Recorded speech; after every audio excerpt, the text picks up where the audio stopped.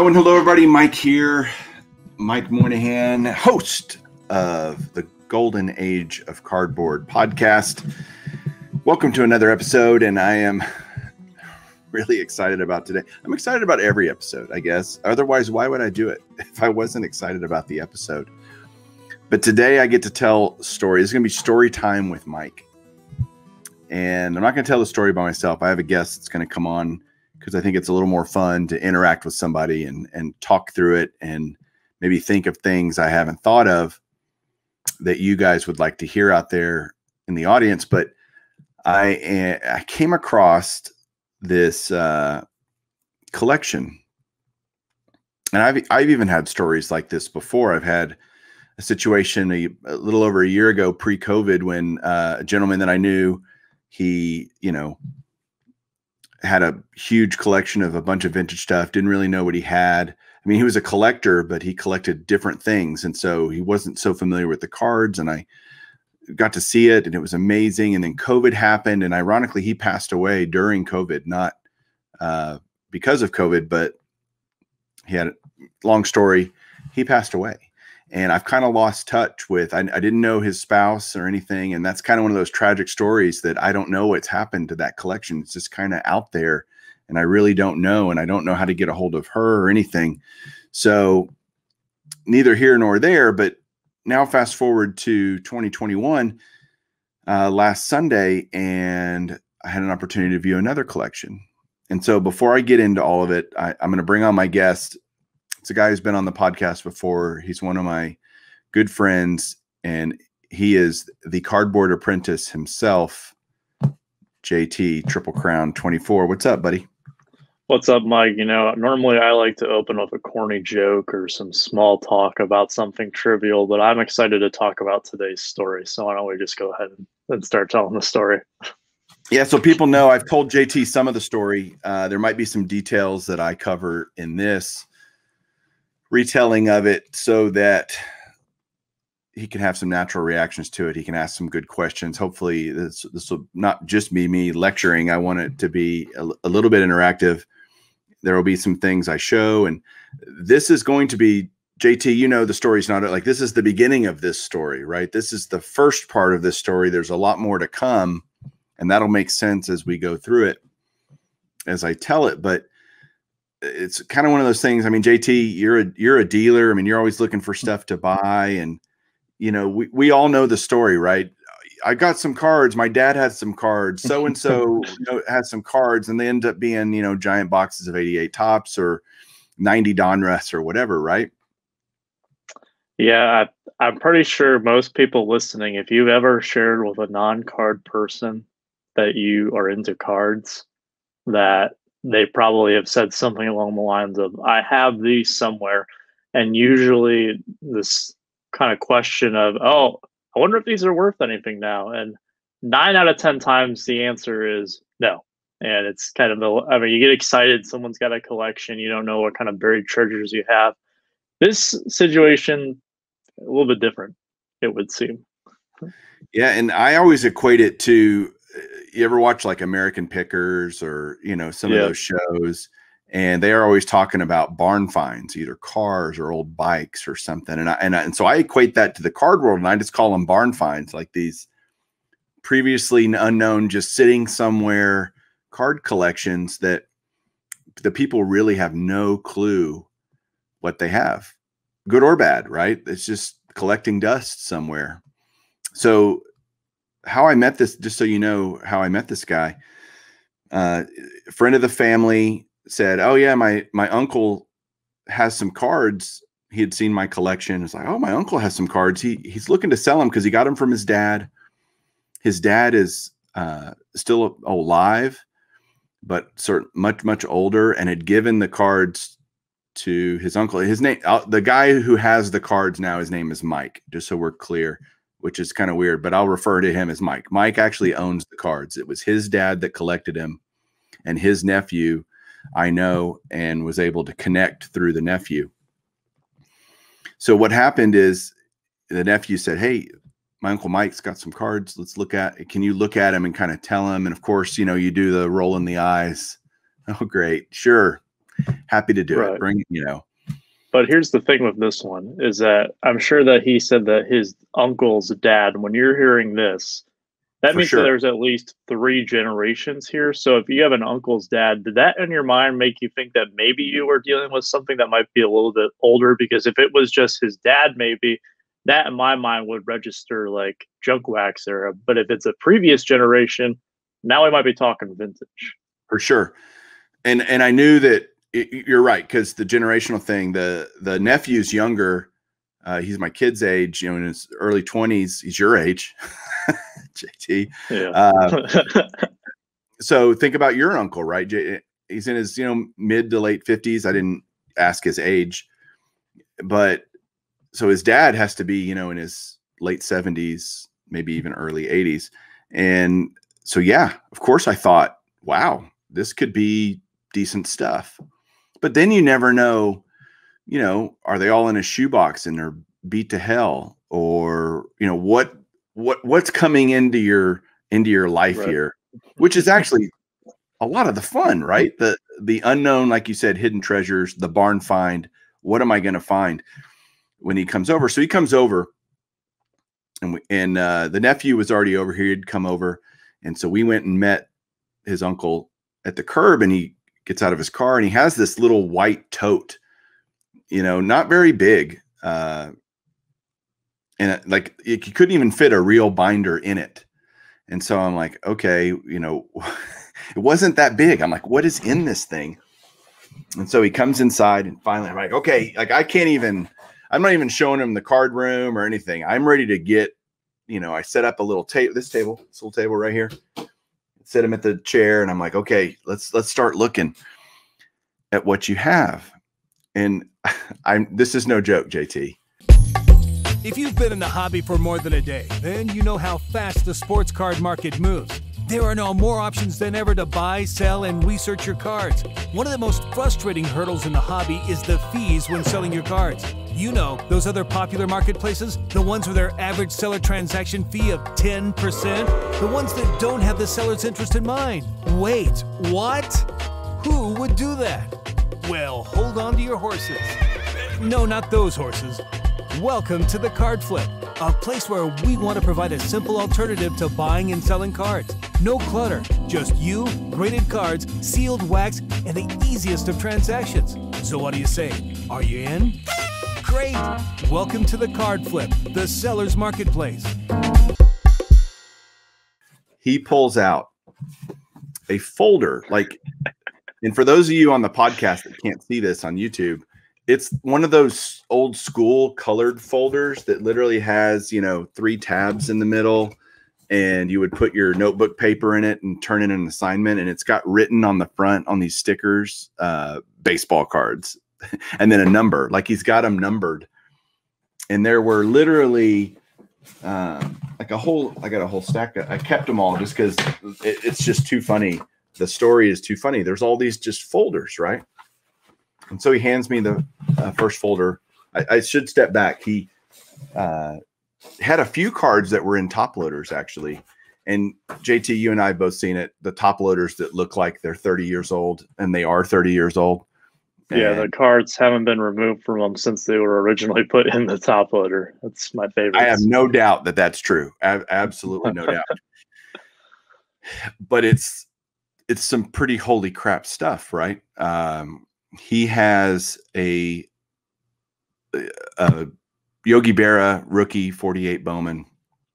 He had a 51 Bowman Berra, and he, what else? A Campanella rookie. And these are all in pretty good shape, like reasonably good shape. A Whitey Ford rookie. What else? A Ted Williams 51 Bowman, a Musial rookie, a 50 Bowman, Jackie Robinson. These are all the cards that were in top loaders. And then he had, oh, by the way, a Willie Mays rookie 51 Bowman and a Mickey Mantle rookie 51 Bowman. So these are the first cards I see. And I'm like, oh my goodness. Like, what would you do if that was the first card you see in a collection you're looking at? You'd just go, wow, right? I mean, I'd be shaken, like holding something that I know is that valuable, and I would. There's a million thoughts that race through your mind immediately. Like, are these real? Is probably the number one. How are we just unearthing these now? Like, why have they just come to the surface at this point in time? Do they know what they have here? There's a lot of questions that probably race through your mind when you see something like that. Definitely good questions. We had premised the conversation. Like I said, okay, what do you, before I even started looking at everything, tell me kind of the story. And he says, my dad collected when he was younger. I collected a little in the 70s, he said, late 70s. And he had some cards in these folders from that era. They were all beat to hell, his 70s stuff. But that, and he's like, my dad just had them, and he'd about a year ago given them to me, and he had no idea what he had. In fact, he was like, I needed to sell these. I've got some expenses, some things that I need to do with these. And so I kind of knew all that going as I opened up the first, looked at the first card and whatnot. But immediately, of course, I'm going, this guy has no idea what he has. And he didn't. The truth was he didn't. But I looked at this as an opportunity. I wanted to teach him, because we all have to start somewhere, right, with our knowledge. Right. And we all have to start somewhere. The last thing you want to do is hopefully get duped, taken advantage of, whatever. So as I go into it, knowing he wanted to sell them, I was like, well, what's the best way as I go through these cards to advise him on eventually selling them, right? To whomever, whether it was, we went through all kinds of stuff, like, but I'll talk about, because this is important. And so there's a lot of routes, JT, that he could go, right? He could sell them on eBay, right? Just raw, just sell. And all the cards were raw, by the way, that just so everybody knows. And that makes sense, because if they are as old or in the dad's collection as long as they had been, there wasn't even grading when he probably put them away. He said, my dad hasn't looked at these in 20 years, and I believe him. Like, I totally believe it. If you would have seen the pages they were in, everything, all of that, all the boxes checked off of, this is as legit a story as I can imagine. So I wasn't feeling, like I was getting taken advantage of, although I was just trying to provide knowledge. So at this point, there's nothing to take advantage of me other than my brain. Well, more importantly, I think in this situation is that they brought it to someone first who wasn't going to take advantage to them. Like, can you imagine if he had not gone to you and he maybe went to a card shop? And there are a lot of great card shop owners out there, but at the end of the day, it's business for a lot of them too. And maybe they see something like this and they say, I'll give you $500, $1,000 for all of it. And if I'm someone who doesn't know anything about cards, like $500, $1,000 for cardboard, sure, I'll take it. And you get the cash, you walk out feeling good. Little do you know that you just got royally screwed on this deal. So it's a good thing for them that they went to someone who can actually advise them with their best interest in mind. And at the time, teach them. It's that give a man the fish or teach a man the fish kind of scenario. That was totally my mentality the whole time. And I even talked about, because one of the options is, I actually said it this way. I said, don't you dare take these to a card shop, because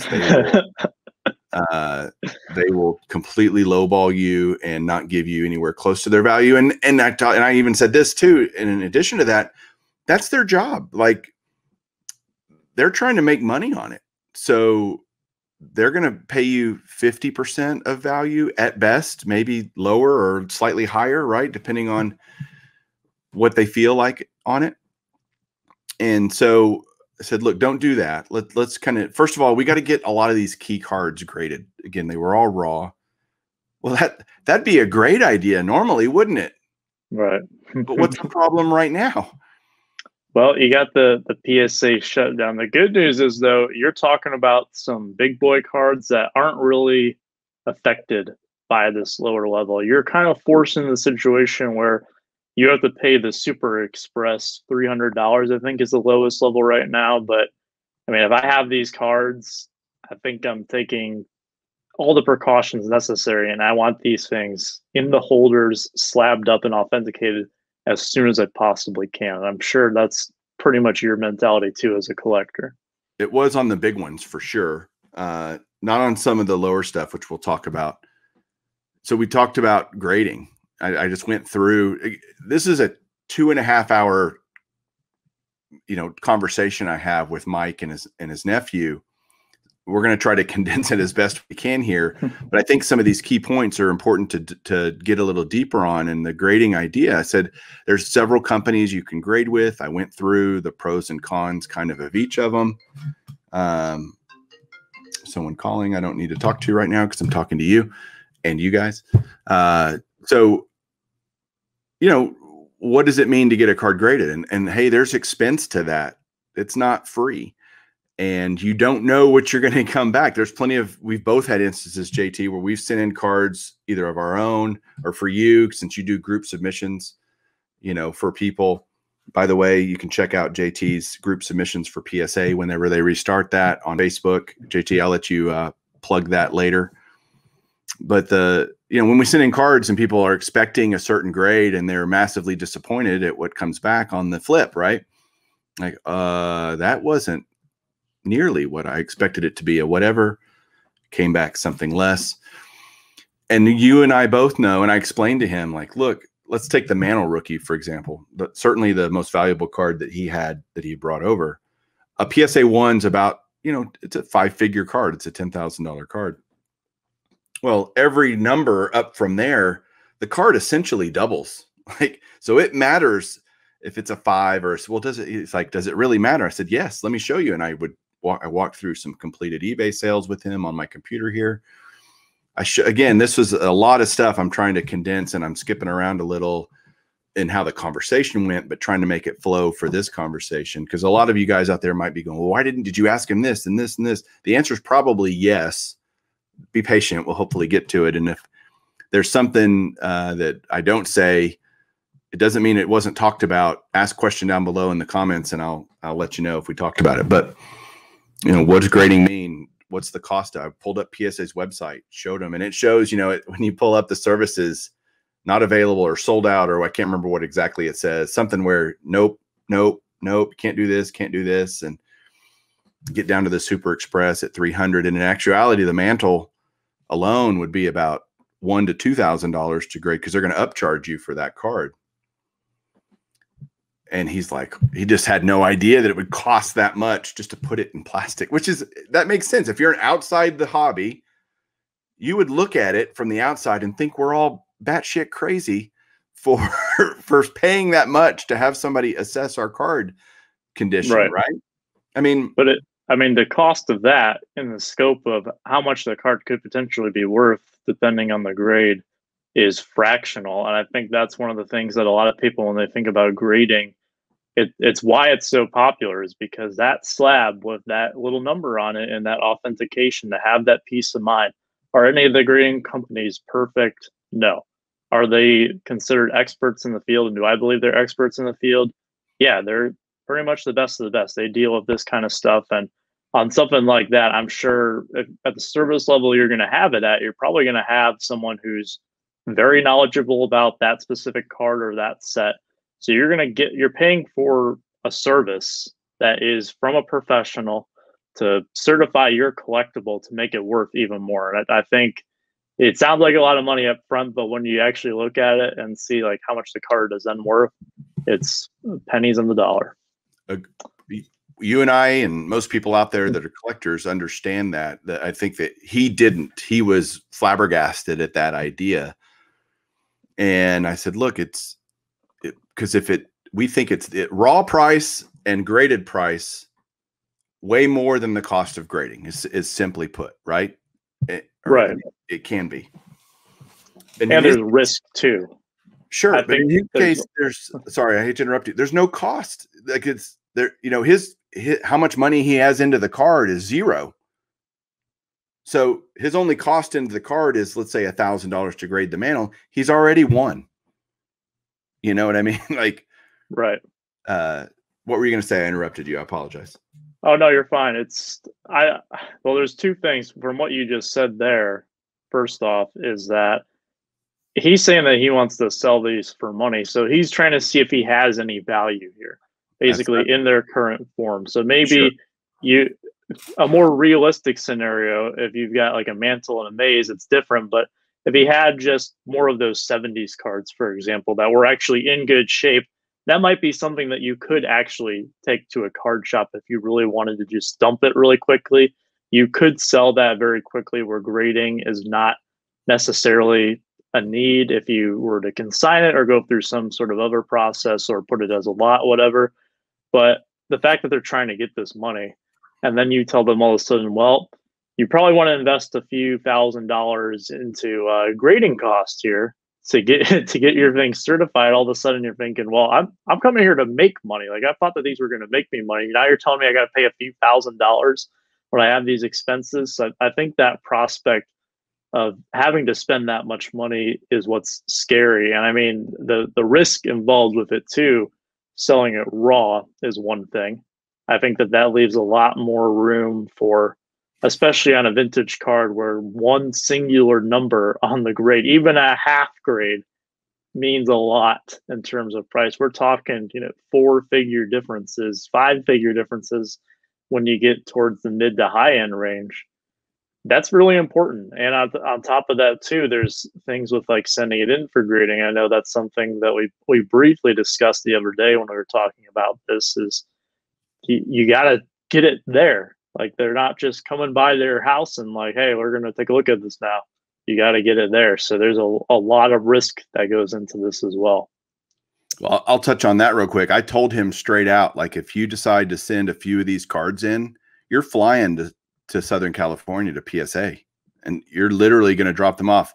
I would never trust cards like that going through the United States Postal Service or FedEx or any of it. No way, no how. I'm going to spend the $400 or whatever for a round trip ticket, and that peace of mind is worth that plane ticket for me, in a hotel room if I have to get one or whatever. I'm not sending it through, because to insure a card like that properly, and good luck with that if something actually happens, getting your money from the United States Postal Service, that's a total scam. Don't get me started there.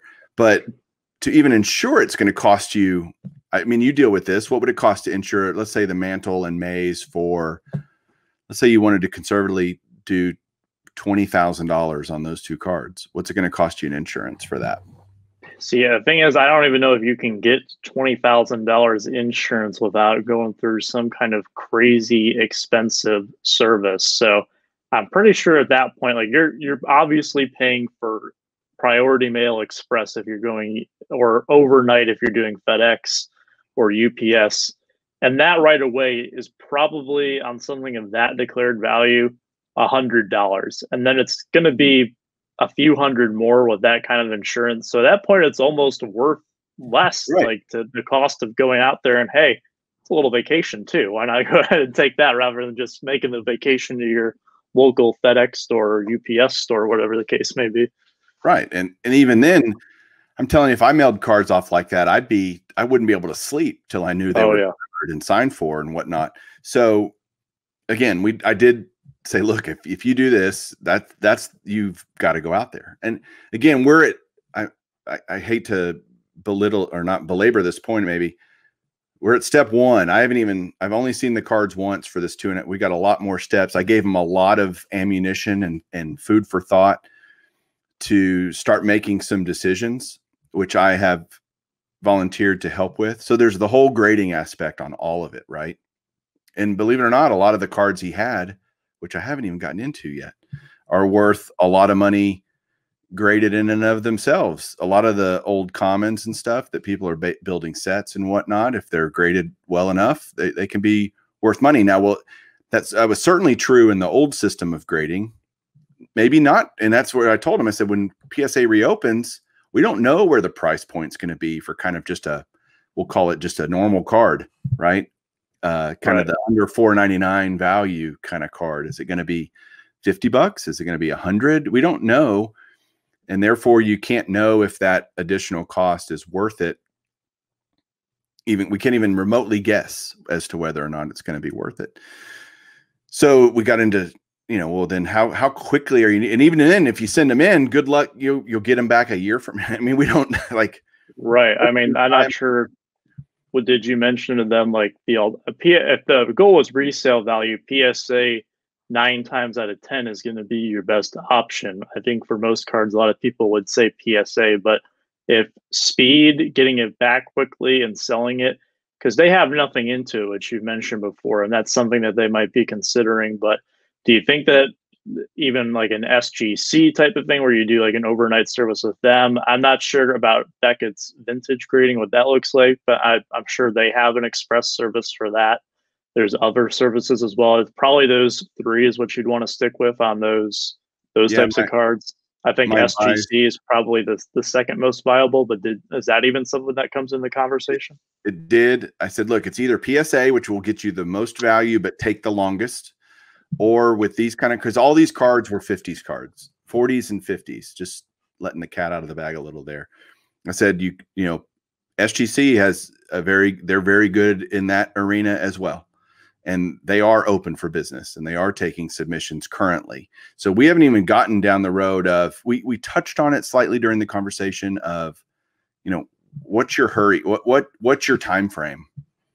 How quick are you needing this to all happen? And the sense that I got was sooner rather than later, but I don't need it tomorrow. Kind of like, I'm not like, if I don't sell these cards in the next week, I'm going to lose my house, or there was nothing like that. But I don't think it's something that he wants to drag on forever either. So there's that aspect of it. And so it's like, do you sell them raw or do you sell them graded, right? More value in grading. We both agree and know that to be true. It's, do you want to pay the expense? Do you want to wait the time to make that happen? So there's that part of it. And I said, look, he didn't even really know, again, he didn't know what he had. So I'm going through the folders, right? And I pull out a folder and I'm going through it. And I think the first one was 51 tops, and it looked to be a complete set. And I'm not sitting here, inspecting all the cards and I was giving them a cursory look. I was just wanting to go through them and kind of see what the guy had.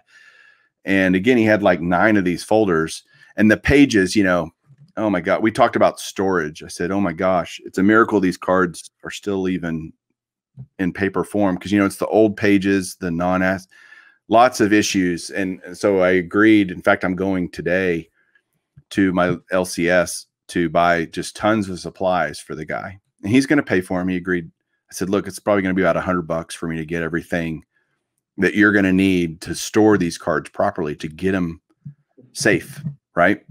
Right. And I gotta say, as a little aside here, if you're only listening to this, if you're not watching the YouTube version of this, I highly recommend going to the Bench Clear channel to watch this, because the optics, when you see these folders, just imagine in your head going through this with the cards we're talking about right now.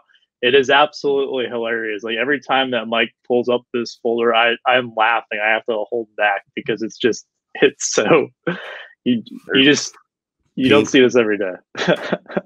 Here's a red one with baseball cards on it or whatever. It was just folder after folder, 51 tops. Think it's a complete set. Not really sure. Again, I wasn't checking, I wasn't counting how many there were and whatnot. And then it's 51 Bowman, and what looks to be a complete set of 51 Bowman, and tons of 50 Bowman, and 49 Bowman, and 48 Bowman, and no 48 Leaf, which was kind of sad that I didn't see any of that. That would have been pretty great. 48, 49 Leaf. I mean, I guess you'll have to just settle for, the 51 Bowman mantle in the maze. Like, yeah, this guy, he's got an okay collection. It's missing the leaf. We'll give him a pass on it. Sure. He had some 52 tops, some 52 Bowman. The 52 tops, again, I don't know if they're high numbers or not. I didn't check any of that. That could certainly make a huge difference on 52 tops. There were maybe 25, 30 of those cards. And I'm doing this from memory from a few days ago. There was some 53 tops, no 53 Bowman or Bowman color, and nothing really beyond the few 53 tops cards that were there. And then some of the 70s stuff that Mike had owned as a kid. but there were, 8 or 9 of these folders with all these different cards, all these amazing vintage, awesome pieces of cardboard. And he had Campies and Duke Snyders and Pee Wee Reese and Jackie Robinson and Stan Musial and Ted Williams and Mickey Mantle and William, all these, right? Just everybody you'd want to see. And then all the Bob Fellers and, all the guys, all Richie Ashburn, all the Hall of Famers. And I'm just like, holy crap, And I just, the conversation, I would talk about different players as I'd see a card and, why it's significant, and just trying to educate and show him. And then once we got through all the binders, because that took quite a while, because I wasn't meticulously going through them, but I wasn't, I was just going through them like anybody would look through a binder. And I did give him 2 of my binders. I had 2 binders sitting right there. I said, look, I'm getting them out of these folders. First of all, they're still in the crappy pages, but at least I got them into a D-ring binder that's because these, you can't tell on the podcast, but like if the pages are in there and you're opening a page, it's bending the card literally, like not like bending it in half, but putting what's the word I want to use, JT? Like it could be a crease, could be. Yeah, I mean, you're just risking why would you risk damage? Let's put them in a real binder. So I gave him it filled up 2 binders, by the way, that all the pages did. So you can imagine 2 normal D-ring baseball card binders that you would, the Ultra Pros or whatever. It filled those 2 up, and I gave those to him. He was very grateful, and we kept talking. And if he had a card, let's say he had the Campy rookie, right? Roy Campanella, 49 Bowman. And so he had that card actually in a top loader. And so what I would do is if I had the same card, I would pull out that card and set it kind of next to it side by side and kind of go through, look, because we all know condition is everything in terms of value, not in terms of how cool the card is. The card's cool by itself, no matter what condition it is in. But in terms of value, look, here's like, I think I have a 4 or 5. I can't remember on my Campy rookie. Excuse me.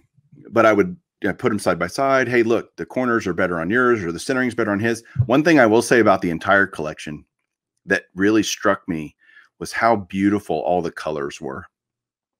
And that actually makes sense given the story that if the dad hadn't looked at them in 20 years, they haven't seen, quote unquote, the light of day in 20 years or so. Right. Meaning they're not being put in light and exposed to the elements, so to speak. Yeah, they're in crappy pages, but by and large, if you just leave them alone, kind of put them in the dark hole, they're going to stay really nice. And the colors were just strikingly gorgeous on all of these cards. Right. Is this one of those stories where they were in an attic or something, or where were these kept? Because that's probably one of the biggest things here. Like, it's amazing that he has all these cards. What's even more amazing is that they're still in this condition. And the question kind of is, how are they still this good? That's a great question that I don't know that. Whether I know I didn't ask it, but I don't think it just came up randomly in the conversation. But you're right. We know, both of us know that and everybody out there knows it can make a huge difference if it's stored in an attic with heat, heat changes, temperature changes, humidity changes, all of that can over time basically erode your card to nothing. And so, that was, they were just beautiful in terms of color. It was very striking. You get a lot of cards with some corner issues, but some of them, they were all, I would call them at least mid-grade on most of them. There were some that were lower grade for sure, but by and large, I saw a lot of mid to kind of lower upper grade cards, probably between 4s and 7s kind of grading. And so they were in good shape. Were they pristine and perfect right out of the pack? No, but you could tell that it was part of somebody's collection and they had handled them to some degree. So I said, look, okay. So we kind of got through all the cards and I said, look, here's what I went through eBay and showed him how, I pulled out some random 51 Bowman common and said, look, this card's like $3 or $4, and graded. It's probably not worth a ton. I didn't even look up some of them. I just said, look, a lot of the commons don't have a ton of value, but you got so many Hall of Famers here. Those do have value, both raw and certainly graded. And now it's just figuring out what all do you have? Do you have any complete sets? Because those older vintage complete sets are significantly value beyond just the composition of the cards themselves, right? There can be some value in that, or even doing partial sets or lots. You know, there's a lot of ways you can skin the cat. And that's what I think just started overwhelming him. He just became, I was just fire hosing him with information, right? And he's sitting there going, okay, I get it. There's a lot to this. There's a lot more than just, hey, this is some dollar value that these are worth. And I'm glad that I came to you, he says, and I'm glad you know all about this. And this is going to be awesome. And I said, look, let me offer a few things. So here's what I offered to him. I said, look, I'm going to help you catalog these cards. And so what we're going to do is you're going to take them all home now, save a couple that I want to buy, and I'll tell that story in a minute. And it said there were 2 cards, but I'll tease it with this. There were 2 cards. I said, you're not leaving here with those 2 cards. I'm telling you right now, I will be buying those. And he kind of thought that was funny because he didn't know I was serious. But if you know me, they don't call you baseball collector for nothing. Man. Yeah, I'm not baseball, you know, blow smoke up your butt collector or whatever. But anyway, I said, look, I'll help you catalog these. And I said, when you come over next time, we're going to probably start this process in the next week or 2, which will be more episodes of me kind of updating the story of how this goes for Mike and his family, which they're incredibly grateful, by the way. This is going to be a huge, I think, benefit to their family, which is great. It's going to benefit the hobby. There's going to be more collectors will have the opportunity to own these cards depending on how the route we go. And it's going to greatly benefit his family for an amount of money that he had no idea that it was worth.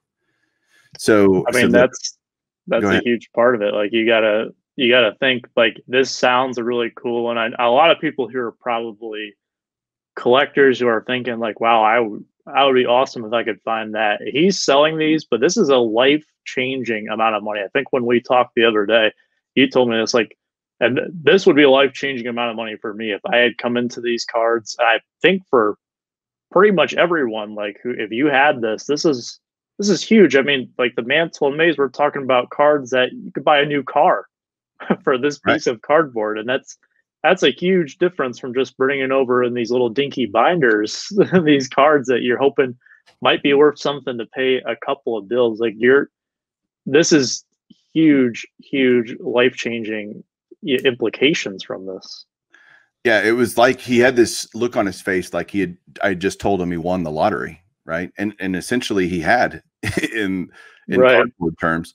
So which is great to be able to.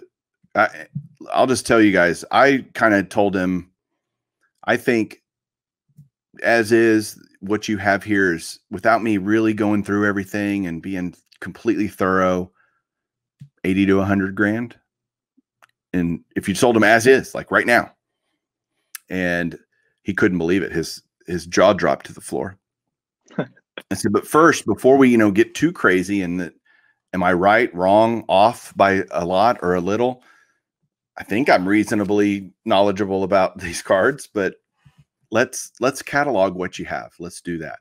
So they're going to come over. And I said, look, you don't leave these cards with me. Like, you're not going to bring them over and then leave.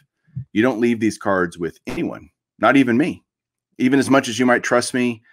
And I'm probably the last guy you need to worry about. But at the same time, don't do that with anyone, even me. And he was very appreciative of that. And he understood. I said, that's just being prudent. That's just being smart. These are your cards. This is your asset, so to speak. And you need to be diligent about it, and protecting it. And so whenever you're here, or whenever I'm doing helping you kind of catalog all this stuff and looking at the collection or whatnot, either you or your nephew needs to be here with me, period. I won't, if you offer him to let me have him and just do what I want to do, I will refuse, because that's not fair to you. And I think he was surprised by that. And it just it protects me too, quite frankly, right? I mean, he could say, I had this card and it's not here anymore. And maybe he never had that card. He could say that, and then I'm in trouble, right? And so it's really for both parties. I wanted him to feel, and it was true that I wanted him to feel that, hey, this is your stuff. Like, right, we're going to take care of your stuff. So cataloging everything. I'm going to do the spreadsheet for him, and we're going to literally go through card by card. It's maybe 1,000 cards, give or take, was my guess as I looked through it. Go through that. And what's funny is he's like, well, that's a lot of work. Are you, do I need to pay you? And I'm like, absolutely not. I loved, like, this is like, oh, you want to take me to Disneyland? Sure. Right. I mean, yeah, I'll go to Disneyland. That's how I feel about it. This is going to be a joy for me to do this and uncover things and discover things along with him. So I'm super stoked about that. But we're going to be, getting things into the proper pages. I'm going to go buy a bunch of pages today, like I said, at the LCS, buying supplies, top loaders, buy 100+ top loaders to be ready to, put these things properly, and card savers if I can find it, etc. All the things we're going to need to get the right cards in the right places to keep them protected till we take that next step. To which I offered even, hey, look, once we get all this cataloged and we look at it, and I talked about auction houses with him. I talked about eBay with him. I talked about fees, and like, if you sell this, you're going to pay a fee, and they're different places. And like Heritage, is here in Dallas. I said, look, we can, if we get to that point where that may hey, we at least need to investigate that option. We'll drive over to Heritage and show it to the car. I know the guy that runs the card department over there, and hey, let's go talk to him and show him your stuff and see what they think. Right. Let them provide their opinion. Yeah, I don't have a monopoly on good ideas, for sure. So the more people we can involve carefully, and you know what I mean? Like, you don't want every Tom, Dick, and Harry to know you have this stuff, but selectively picking the people that we want to bring into this process, the better, right? Why can't we have more ideas, more things on the table of options? Right. And it sounds great in theory, right? That this is $80,000 to $100,000 worth of cards. But I've always said this, and especially in recent times with how crazy the card market is that card is only worth what someone is willing to pay. And it is not a stock where you can trade it in for a trading price at a given time and cash it out. There is a point A where you guys have the card. That's point A. And we know that point B is ultimately a collector or whoever is going to buy this card.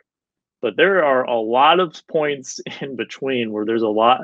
And I mean, we've been talking about it for 40 minutes now about all the different little things. And we're still, like you said at the beginning, this is still the beginning of the journey. That's how much has gone into this. And we could probably do a whole nother episode on like auction houses. How do you sell something of this magnitude? Because if I'm a buyer and you're a brand new seller who's selling this card, I immediately have a lot of questions. Like, I want to know a lot of stuff here. And then if you're someone who's new, it's got to be very nerve-wracking to send this to maybe an auction house or one of the major consigners that sells on eBay, like a Probstein type. There's a lot of risk there as well. I want to mention that a little bit earlier. So like I said, and like you said, this is just the tip of the iceberg, and they have a lot of huge decisions, but at the same time, it's a good problem to have. Like, I'm sure this is a much better scenario than saying this is all junk. It might be worth $20 in bulk. Right. So, yeah, this is way bigger than that. And there's so many layers to the onion that we're peeling away here, and so many more that still are to be uncovered, which is, again, part of the joy and fun of this hobby. And I think that gets lost in the dollars, right? I want Mike to get as much money as he can for his family and whatnot. To me, that's not what's driving me to want to be a part of this process. It's the journey. It's all the different things. Oh my God. And just being surprised and pleasantly surprised and excited for him and whatnot. That's all the joy, right? Right. Part of the joy. Question. Yeah, go ahead. So you're getting all this joy through this, and I think that your enthusiasm for cards and this would apply to anyone, it's contagious, right? Like you get excited, it's natural, like happiness is contagious. Yeah. Do you think that maybe like, you know, I'm talking maybe a year down the line or whatever the case may be, that this might actually get them back? I mean, obviously at one point they were in the hobby to have acquired these cards. This could be something that maybe brings them back in when you're just interacting with this stuff that much. It's kind of hard not to want to stay involved. Yeah. For not only the sake of the process, but if you're having fun with it, to then add something on for leisure. Yeah, maybe. I could certainly tell that as I was he could see my excitement, my passion, my knowledge, my whatever. He was kind of getting into it. But who was really getting into it? Remember, his nephew is here, who's about your age the whole time. And I could see him just, he would ask everyone, that card's worth what? And that card's worth what? And tell not only the money, which is, again, what I worry about the youth of the hobby. I think they're only money driven, and that bothers me. If that's the only reason you're in the hobby, then I think you're in the hobby. Not that money can't be a wonderful benefit of being in the hobby, but if that's the only reason people are in the hobby, I think you're missing the joy of it. And he was asking about players and wanting to hear, so who's this guy and who did he play for? And ooh, is he a Hall of Famer? He looks like he was, like, just from the picture. Oh, he looks like he was really good or whatever. You know, just being able to share stories about the game, about the history, the things that I know. And I certainly don't know everything, but I know more than they did for sure, right? And probably more than your average collector out there. So I was able to impart a lot of that. And it got him excited about it. And maybe he becomes, I don't know about Mike, might be, that'd be cool. But certainly Joe, the younger guy, got kind of stoked. So it was fun. That was certainly part of it, you know, that interaction and you're right. It is contagious. And the last part of this story that I'll tell you to finish off kind of part one of X known number of parts that this series will be talking about this journey is I mentioned there were two cards that I eyeballed like immediately that I like, okay. I said to myself at the very beginning, he's not leaving with those two cards, and voiced that opinion or voiced that thought to him, to which he apparently thought I was joking. And so he starts packing up, you know, 2.5 hours into this, and he starts packing up the two binders that I had given him and putting the top loader cards. He had them in a Ziploc bag, by the way. Sounds about right. Ziploc bag. Again, if you don't know better, you don't know better. How do you know? You don't know till somebody teaches you or tells you. And I said, look, I'm serious. I want those two cards. Oh, you meant tonight, he says. I said, yo, yeah. And it was getting kind of late. And I said, look, we went through the two cards on eBay. I showed him sold listings. I showed him, you know, because I kind of assessed them from what I thought they might grade out at. Showed them but you can't pay graded prices for raw cards, period. You pay raw card prices for raw cards because no matter, again, what I think about what the grade is, I might be way off. Right. And I said, look, I'm going to be taking some risk. I've got to now pay the expense. If I buy these cards from you raw, I'm going to be bearing the expense of grading them and, you know, et cetera, you know, all these things. And I said, look, I'll offer you, I'll show you the cards in a second. I paid $2,000 for two cards. And that's a lot of money, right? And so I gave him the cash, and he couldn't believe that two of the cards were worth $2,000 just by themselves. I said, that's, you got cards worth way more than that in here. And the first one that I bought from, everybody's like going, Mike, tell us what card you bought. So I bought this beautiful, it's gonna be hard to see on this, you know, on camera, but I bought a 48 Bowman Stan Musial rookie, and it is really nice. The back is super clean. It's centered really well. I mean, it's not perfect centering, but it is pretty well centered. No paper loss. The corners are nice. I kind of looked at this as about a 4. It's kind of what I thought the grade might come out as. It could be higher, but that's kind of just I'd rather shoot low and be pleasantly surprised than the other way around. I've learned that mistake, right? We all probably have. And the other card was the 1950 Bowman Jackie Robinson. That's a beauty. That is a beauty. Yeah, it is a gorgeous card. Again, a very clean back.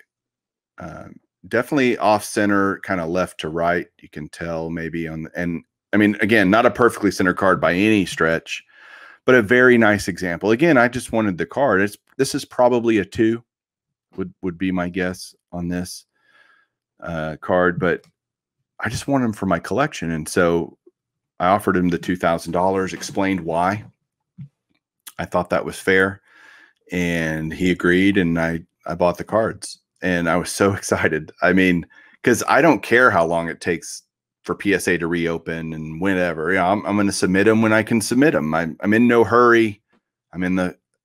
It's the marathon, not the sprint, right? For me, right, in the hobby. And so I don't care.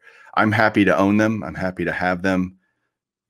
And I think he saw that I was being as fair as I felt reasonable to be. I wasn't trying to lowball him, because there's about 100 more cards that he has that I want to add to my collection as well.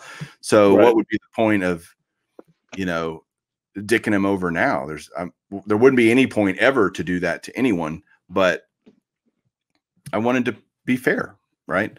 And so I thought that was fair, and he did too. So we made a deal, and I remember I sent these to you. I told you about it, and I was so excited. And, you get excited for other people when they get kind of some Grail cards, because like, especially the Jack. I mean, I've always wanted a Musial rookie. That was one of the cards I wanted to buy at the National. It was kind of on my list of cards to buy at the National. Jackie stuff has just gone absolutely nuts, and rightfully, it's about darn time. It's probably what I feel about some of these vintage cards finally getting their due and their appreciation in the hobby. So to me, it was buy them now, because if I wait for him to get them graded and then buy them from him, who knows what they'll be worth then. I see the market softening some, but not necessarily on some of these iconic vintage cards, right? I think they'll flatten out potentially. I don't know that they're going to go down 50%. And so to me, it was like, okay, I can buy them now at this price, take my risk and chances on getting them graded whenever. I thought do you think that's reasonable? I don't know. I mean, I do. It's kind of one of those perfect storm scenarios where if you were to say no, I think you'd be probably thinking about it right now, questioning yourself. When we finish recording, you're going to be probably like, maybe I should have bought this. I'm sorry, I forgot to mute myself before the clock went off. I'm sure the viewers are going to get the debut of the clock here on the Golden Age Cardboard podcast. Best clock on YouTube. Best clock on YouTube. Yeah. I think that's reasonable, and I mean, they said that they wanted to maybe pay you to help them out, and giving you a little bit. Not that you needed anything, you weren't asking for anything, but I think it's a nice gesture as well for them to, they have a lot more to go here. The big boys in this thing, that's crazy to think that you pulled out a 15 Jackie Robinson and a 48 Stan Musial, and those aren't. I mean, maybe they're in the top 5 of this collection. I know that we at least have the Maze and the Mantle here, but yeah, I think that's reasonable. And at the point that you're at in your collection too, those are both, I'm sure, 300 great cards by Mike Payne. The Jackie is. The Musial is not, really. No, yes, it is. No, the Leaf Musial is. Okay. Cards, which is still card. Right. They still fit holes in your collection, and in some of these sets where the ones that you have left are going to be, those are big money cards, big decision cards. So when you're presented with not one but 2 of them at the same time, and it's one of those opportunities that you will not get another opportunity like that. Like we've talked about this whole thing, and I think sometimes in the media you might see like, someone goes in their attic and finds a Honus Wagner or 52 Mantle. Like once a year, it seems like there's a story like that where someone finds the stuff. But this is not like an everyday thing. It's usually what we normally say, like, "Hey, I've got some junk wax up in my card, and it's got water damage to it and right. all that." So I think it's a good move on your part.